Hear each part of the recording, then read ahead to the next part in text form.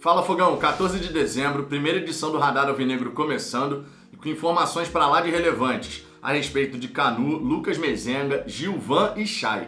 Além disso, temos a declaração de Durcésio Melo confirmando que, de fato, tem 3 notícias positivas no radar, mas não estipulando o prazo, diferente do que fez Montenegro. E para encerrar, quero comentar também uma declaração importante que o Pedro Mesquita, chefe de investimentos da XP, colocou lá no seu Twitter, se referindo à questão da SAF e dizendo, inclusive, que se no Cruzeiro eles não tomarem certa decisão, a XP vai sair do processo que está rolando lá no time celeste. Tudo isso eu vou comentar em detalhes para vocês, só que, claro, depois da vinheta.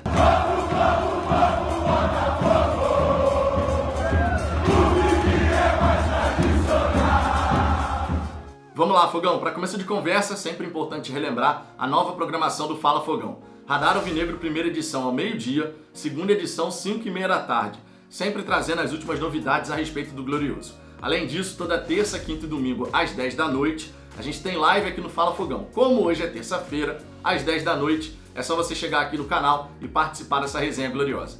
Peço por gentileza que você deixe o seu like, isso ajuda a trazer mais botafoguenses aqui pro canal. E se inscreva se não for inscrito, nos ajude a crescer. A gente está com a meta de alcançar agora os 11 mil inscritos, estamos caminhando muito bem nessa direção. E depois vamos em busca dos 20 mil. Com a ajuda de vocês, certamente a gente vai chegar lá. Dito isso, vamos em frente para o nosso primeiro destaque.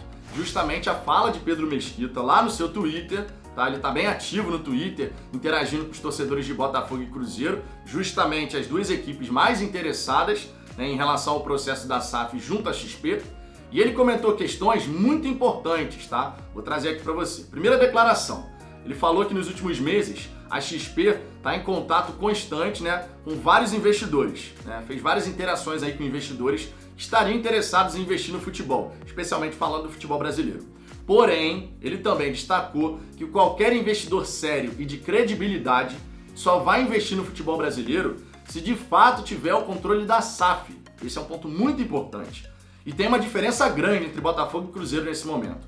A diretoria do Botafogo, conforme você já sabe, decidiu ceder 100% da SAF alvinegra.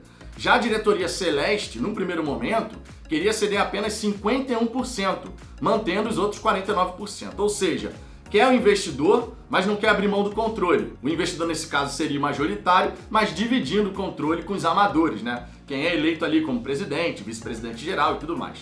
E aí o Pedro Mesquita, no seu Twitter, foi bem enfático e firme, inclusive, dizendo que se na próxima sexta, quando o Conselho Deliberativo do Cruzeiro se reunir, não for decidido que um grande percentual vai ficar sob controle desse investidor, a XP vai deixar o processo de captação de investidor lá no Cruzeiro. É uma declaração bem firme, bem importante, porque o Pedro Mesquita acredita que se não for dessa maneira, com um controle majoritário mesmo, ficando com o investidor, não tem como funcionar, não tem como dar certo.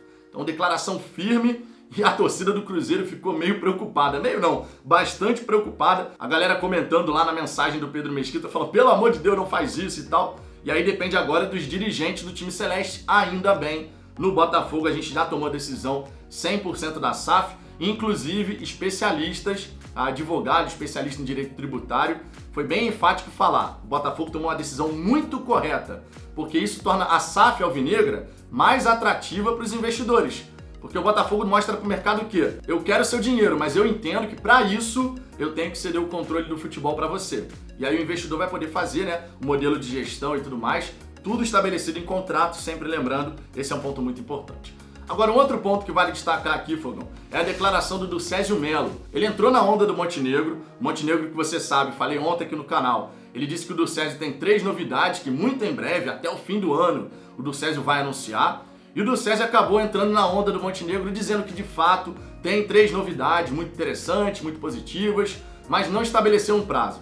Ele disse, não posso garantir que é até o fim do ano e tudo mais. Falou também que não é relacionado a SA, não é relacionado a futebol, é coisa maior. O que poderia ser, a gente não sabe. Não sei se poderia ser, de repente, a concessão do estádio Newton Santos, talvez. A gente pode aqui fazer um exercício de imaginação, mas no fim das contas, tudo vai ser mera suposição. Então a gente tem que aguardar. O Durcésio deu essa declaração e a gente agora vai ter que deixar o tempo passar para que essas 3 novidades muito positivas sejam anunciadas e que de fato sejam boas novidades. O Botafogo está caminhando numa direção muito bacana, não dá para negar. tem várias coisas positivas acontecendo, mas eu, particularmente falando, não gosto dessa ideia de começar nessa. Não, tem 3 novidades quentíssimas, tem 3 coisas muito bacanas no horizonte, deixa a coisa se confirmar e aí sim você anuncia, porque senão começa a gerar uma expectativa na torcida. Ah, não, porque vai chegar fulano. Ah, porque a SAF vai sair do papel. Ah, porque o investidor vai ser anunciado. Começa a gerar toda uma expectativa na torcida. E a pior coisa que pode acontecer é a frustração do torcedor. Porque de frustração, a torcida do Botafoguense já está de saco cheio. Ao longo das últimas décadas foi assim, né? Então que a gente mantenha os pés no chão, ó, boca fechada. E aí quando confirmar sim, chega, anuncia, é assim que tem que ser. Não entrar na onda do Montenegro de começar aquele dirigente fanfarrão querer toda hora falar, dizer que isso vai acontecer, que não sei o quê, papapá, e aí não acontece, e aí a torcida fica irritada e com razão, né? Agora, Fogão, antes da gente ir pro nosso próximo tópico, eu quero te convidar a conhecer o programa de membros do Fala Fogão. Abaixo do vídeo você encontra o botão Seja Membro e a partir de R$ 4,99 por mês você se torna um assinante oficial do canal, tendo benefícios exclusivos e fortalece o trabalho que a gente faz por aqui. Então fica esse convite para você conhecer o programa de membros, são 3 planos possíveis. Agora sim, vamos em frente para o nosso próximo destaque. Falando aqui do Chay. O Chay vai fazer uma artroscopia nessa terça-feira no joelho. Isso porque durante muito tempo na disputa da Série B, isso já deveria ter acontecido. Mas o jogador fez o sacrifício, ficou à disposição, jogou as partidas, foi peça fundamental na nossa caminhada e só agora, abrindo mão de parte das suas férias, ele vai fazer esse procedimento e depois fazer toda a questão da recuperação. Muito bacana de verdade saber que o Chay fez um sacrifício aí, mas se foi pra jogo, é porque era suportável fazer isso daí. E o departamento médico do Botafogo, obviamente, também, né, auxiliando ali o atleta na decisão. E é aquela história, sensação de dor é muito subjetiva. Uma coisa que pode doer muito pra mim, pode não doer pra você. Então, sensação de dor é subjetiva de cada um. E se o Chay foi para jogo, é porque ele tinha condição, ele conseguia jogar. Caso contrário, se a dor fosse muito intensa, obviamente, ele não ia conseguir jogar a Série B. Ele ia ter que parar, fazer artroscopia, passar pelo período de recuperação, tudo mais que envolve um procedimento como esse.